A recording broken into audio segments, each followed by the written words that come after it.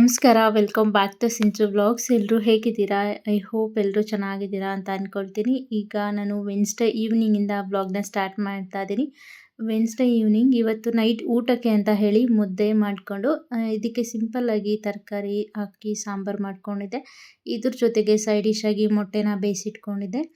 ಇನ್ನು ಊಟ ಎಲ್ಲ ಮುಗಿಸ್ಕೊಂಡು ಇನ್ನು ನಾಳೆ ನನ್ನ ಹಸ್ಬೆಂಡ್ ಬರ್ತಡೆ. ಇವತ್ತು ನೈಟ್ 12 ಬರ್ಡೇ ಸೆಲೆಬ್ರೇಷನ್ ಮಾಡೋಣ ಅಂತ ಹೇಳಿ ನಾನು ಮನೆಯಲ್ಲಿ ಹೋಮ್ ಮೇಡ್ ಕೇಕ್ನ ಮಾಡ್ತಾ ಇದ್ದೀನಿ.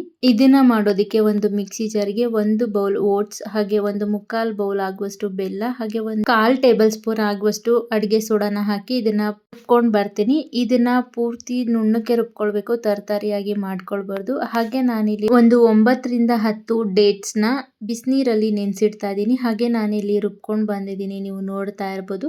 ಇದು ಪೂರ್ತಿ ನುಣ್ಣಕ್ಕೆ ರುಬ್ಕೊಂಡಿದ್ದೀನಿ. ಈ ರುಬ್ಕೊಂಡಿರೋ ಈ ಪೌಡರನ್ನ ಒಂದು ಬೌಲ್ಗೆ ಆ್ಯಡ್ ಮಾಡ್ಕೊಳ್ತಾ ಇದ್ದೀನಿ. ಈ ಕೇಕ್ ಅಂತೂ ತುಂಬಾನೇ ರುಚಿಯಾಗಿ ಬಂದಿತ್ತು, ತುಂಬಾನೇ ಚೆನ್ನಾಗಿತ್ತು. ತುಂಬ ಸಿಂಪಲ್ಲಾಗಿ ಮನೇಲೇ ಮಾಡ್ಕೊಂಡು ಬಿಡ್ಬೋದು.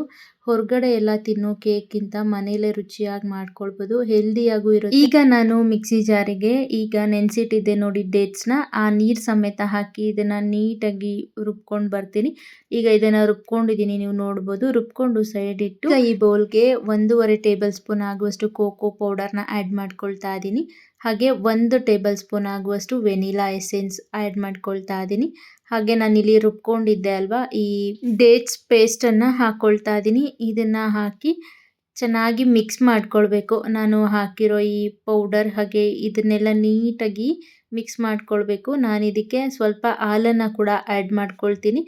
ಕಾಯಿಸಿ ತಣ್ಣಗಾಗಿರೋ ಗಟ್ಟಿ ಹಾಲನ್ನು ಹಾಕ್ಕೊಳ್ಬೇಕು. ಇದಕ್ಕೆ ನೋಡಿಕೊಂಡು ಕನ್ಸಿಸ್ಟೆನ್ಸಿ ತಕ್ಕಂತೆ ಸ್ವಲ್ಪ ಆ್ಯಡ್ ಮಾಡ್ಕೊಳ್ಬೇಕು.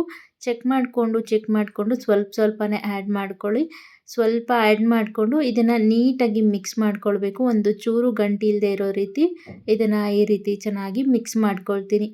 ಈಗ ನಾನಿಲ್ಲಿ 1 ಆ್ಯಪಲ್ನ ಈ ರೀತಿ ಸಣ್ಣಕ್ಕೆ ಕಟ್ ಮಾಡಿ ಸೇರಿಸ್ಕೊಳ್ತಾ ಇದ್ದೀನಿ. ಈ ಕೇಕ್ಗೆ ಆ್ಯಪಲ್ ತುಂಬಾ ಮುಖ್ಯ.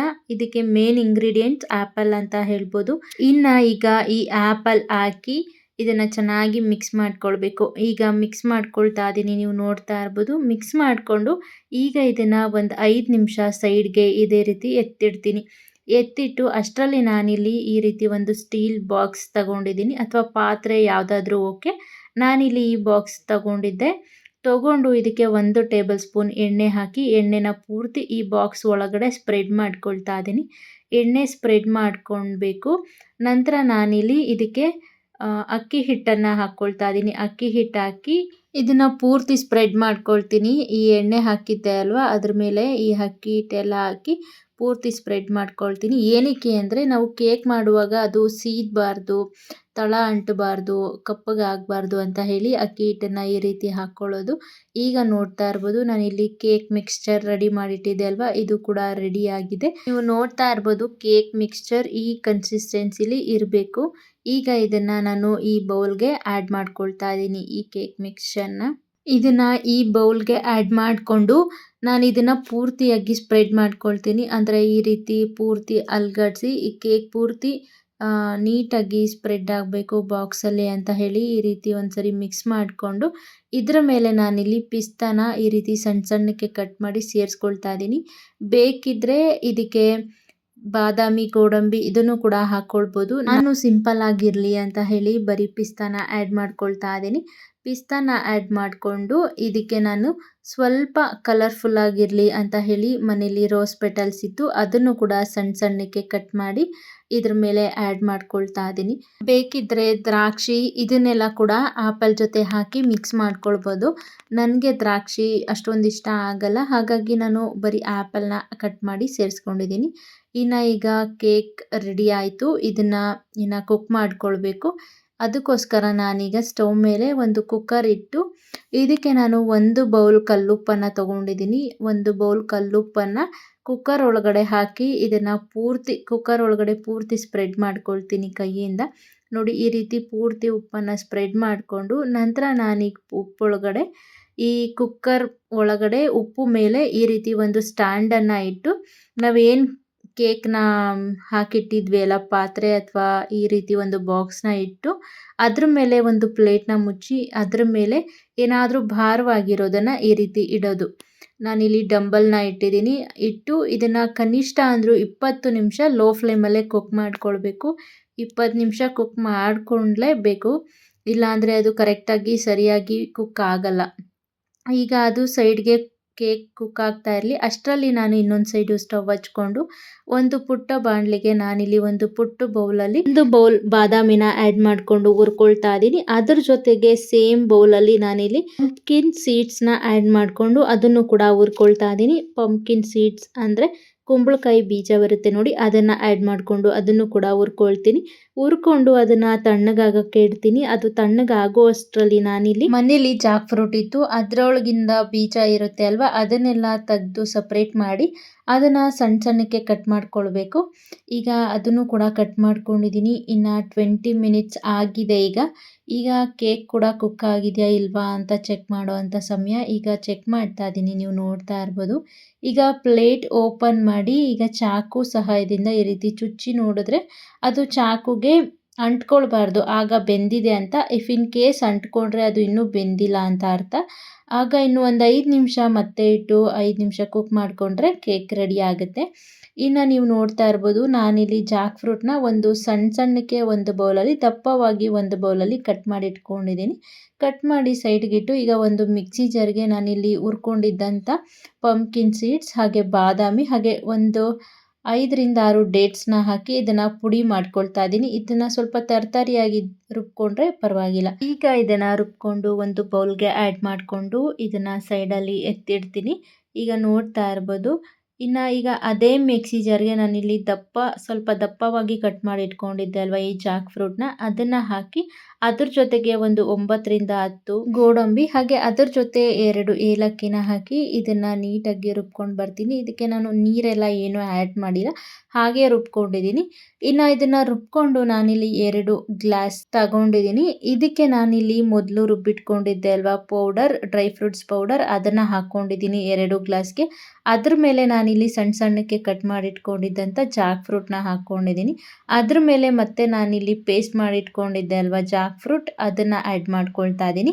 ಈ ಜಾಕ್ ಫ್ರೂಟ್ನ ಆ್ಯಡ್ ಮಾಡಿಕೊಂಡು ಇದ್ರ ಮೇಲೆ ಮತ್ತೆ ನಾನು ಡ್ರೈ ಫ್ರೂಟ್ಸ್ ಪೌಡರ್ನ ರುಬ್ಬಿಟ್ಕೊಂಡಿದ್ದೆ ಅಲ್ವಾ, ಅದನ್ನು ಹಾಕ್ಕೊಳ್ತಾ ಇದ್ದೀನಿ. ಈ ಪೌಡರನ್ನು ಹಾಕ್ಕೊಂಡು ಮತ್ತೆ ಇದ್ರ ಮೇಲೆ ನಾನು ಸಣ್ಣಕ್ಕೆ ಕಟ್ ಮಾಡಿ ಇಟ್ಕೊಂಡಿದ್ದಂಥ ಜಾಕ್ ಫ್ರೂಟ್ನ ಆ್ಯಡ್ ಮಾಡ್ಕೊಳ್ತಾ ಇದ್ದೀನಿ.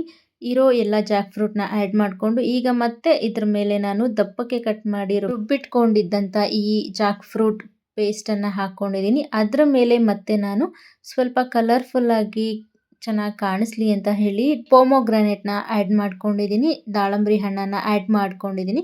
ಇಷ್ಟು ಮಾಡಿದ್ರೆ ಆಯಿತು, ಡೆಸರ್ಟ್ ರೆಡಿನೇ ಆಗೋಗುತ್ತೆ. ಇದ್ರ ಮುಂದೆ ಯಾವುದೇ ರೀತಿಯ ಸಿಗೋವಂಥ ಐಸ್ ಕ್ರೀಮ್ ಬೇಡ, ಯಾವುದೇ ರೀತಿ ಡೆಸರ್ಟ್ ಬೇಡ. ಹೊರಗಡೆಯಿಂದ ತಿನ್ನೋ ಬದಲು ಮನೇಲೇ ಈ ರೀತಿ ಮಾಡಿಕೊಂಡ್ರೆ ತುಂಬಾ ರುಚಿಯಾಗಿರುತ್ತೆ, ಸಖತ್ ಟೇಸ್ಟಿಯಾಗಿರುತ್ತೆ. ಎಷ್ಟು ರುಚಿಯಾಗಿರುತ್ತೆ ಅಂದರೆ ಅಷ್ಟು ಚೆನ್ನಾಗಿರುತ್ತೆ. ನನಗಂತೂ ತುಂಬಾ ಇಷ್ಟ ಆಯಿತು.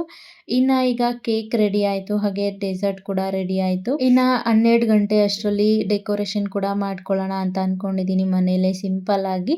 ಅದನ್ನು ಕೂಡ ಮಾಡ್ಕೊಳ್ತಾ ಇದ್ದೀನಿ. ಫಸ್ಟ್ ಟೈಮ್ ಮಾಡ್ತಾ ಇರೋದು ನನ್ನ ಹಸ್ಬೆಂಡ್ಗೆ ನಾನು ಮನೇಲಿ. ನನ್ನ ಹಸ್ಬೆಂಡು ಊಟ ಮಾಡಿಕೊಂಡು ಬೆಕ್ಕು ತಗೊಂಡು ಹೊರಗಡೆ ಹೋಗಿದ್ರು, ಬಟ್ಟೆ ಸ್ವಲ್ಪ ಐರನ್ ಮಾಡೋದಿದೆ ಅದು ಮಾಡಿಸ್ಕೊಂಡು ಬರ್ತೀನಿ ಅಂತ ಹೇಳಿ.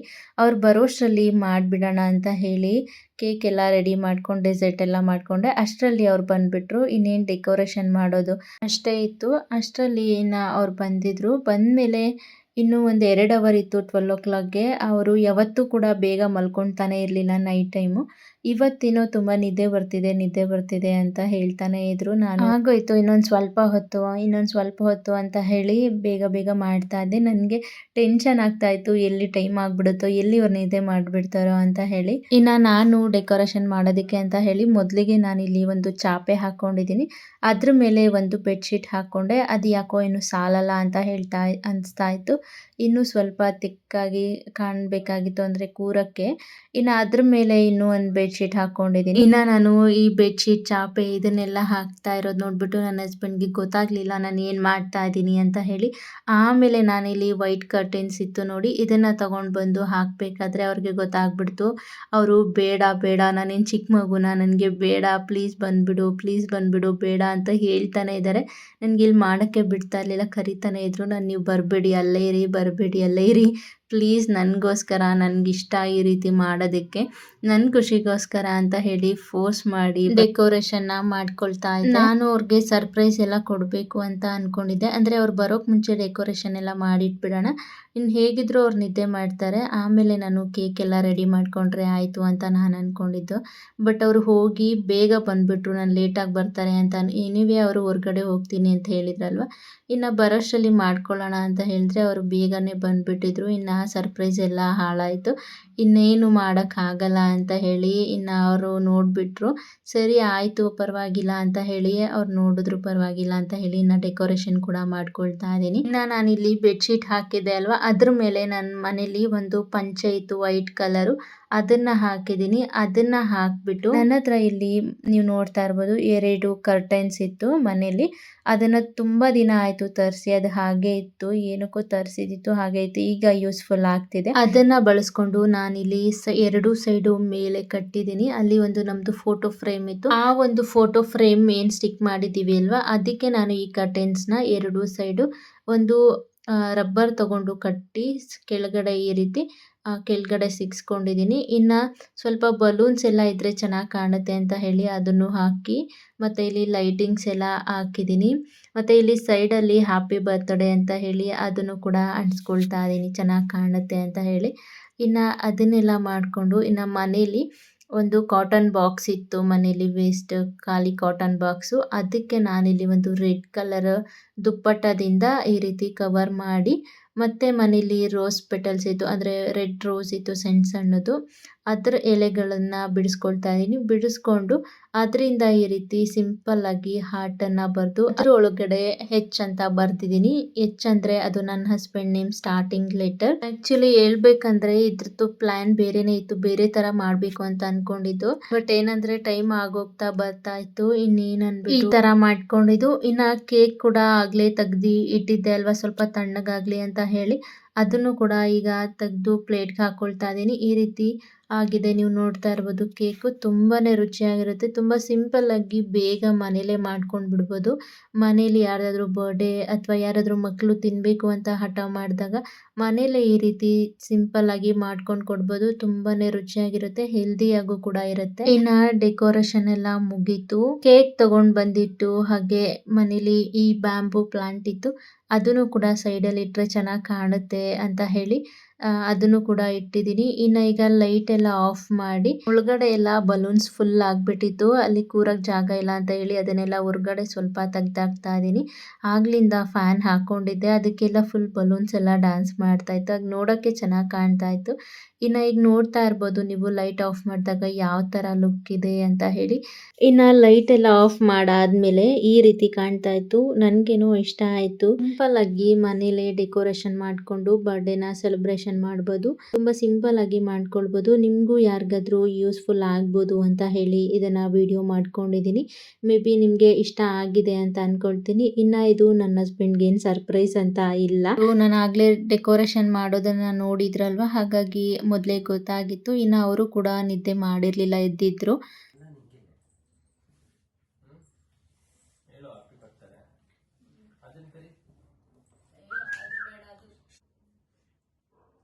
ಏನು ನಿಮ್ಮ ಫೇಸ್ ಆಯಿಲ್ ಹಾಕಿಕೊಂಡ್ರಿ ನೀವು? Birthday to you, happy birthday to you dear husband, happy birthday to you. First ನಾನು ತಿನ್ನಿಸ್ತೀನಿ.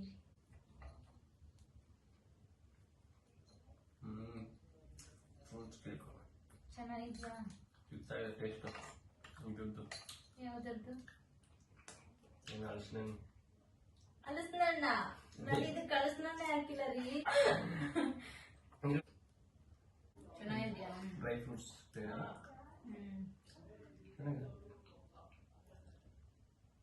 ಚೆನ್ನಾಗಿದ್ಯಾ?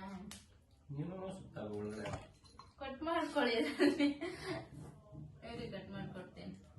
ಚೆನ್ನಾಗಿದ್ಯಾ ಚೆನ್ನಾಗಿದೆ. ನಿಜ ಇದು ಚೆನ್ನಾಗಿದೆ. ಫುಲ್ ಇಷ್ಟ ಫ್ಲೇವರ್ಸ್. ಆಯ್ತಾ ನಿಮ್ಗೆ ಹೋಗ್ಲಿ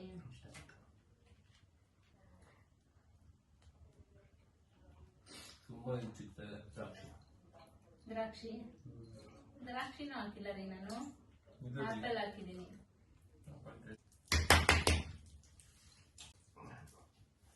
Love you.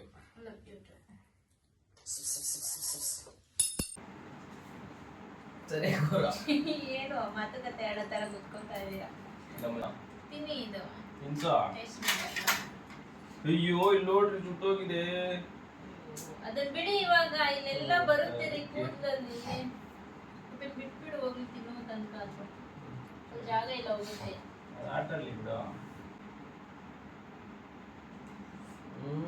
ಉಸ್ತಾಯ. ಏನಾಗಿದೆ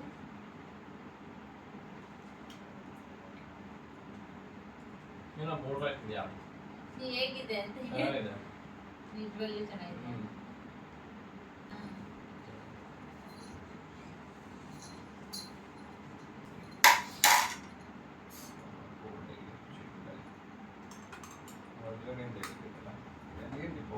ಸ್ವಲ್ಪ ಆಗ್ಲಿ ಏನ್ ಪೌಡ್ರು?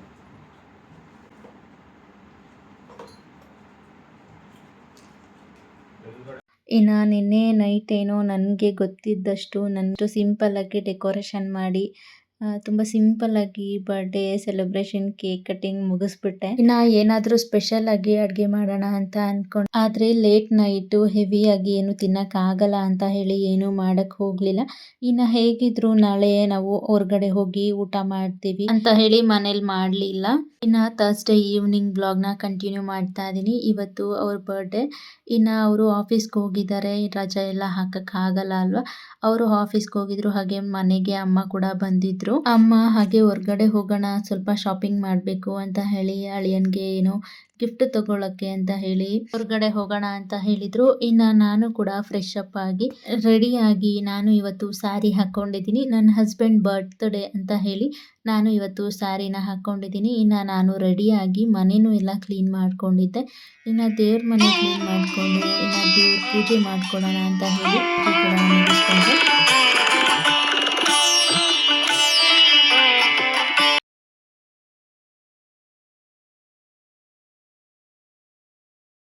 ಇನ್ನು ಈಗ ನಾನು ಅಮ್ಮ ಇಬ್ಬರು ಹೊರಗಡೆ ಹೊರಟಿದ್ದೀವಿ. ಅಮ್ಮ ಏನೋ ಬಟ್ಟೆ ತಗೊಳ್ಳೋಣ ಅಂತ ಹೇಳಿದ್ದಾರೆ. ಹಾಗಾಗಿ ನಾವು ಯಾವಾಗಲೂ ಆಲ್ಮೋಸ್ಟ್ KLM ಅಲ್ಲಿ ಶಾಪ್ ಮಾಡೋದು, ಇಲ್ಲ ಜುಡಿಯೋ ಅಥವಾ ಟ್ರೆಂಡ್ಸ್ ಇಲ್ಲಿ ಶಾಪ್ ಮಾಡ್ತೀವಿ. ಹಾಗಾಗಿ ಅಲ್ಲೇ ಹೋಗೋದು.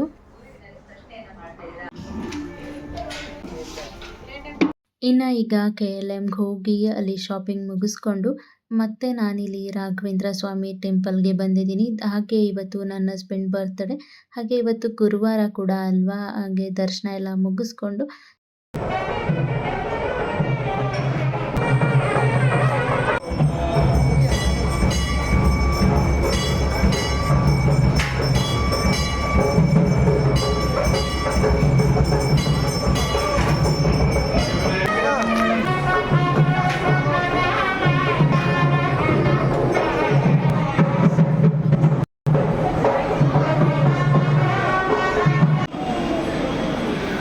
ಇನ್ನು ಈಗ ದರ್ಶನ ಕೂಡ ಮುಗೀತು. ತುಂಬಾ ಖುಷಿ ಆಯಿತು. ಫಸ್ಟ್ ಟೈಮ್ ನಾನು ಗುರು ರಾಘವೇಂದ್ರ ಸ್ವಾಮಿಯವರ ದೇವಸ್ಥಾನಕ್ಕೆ ಬಂದು ದರ್ಶನ ಮಾಡಿರೋದು.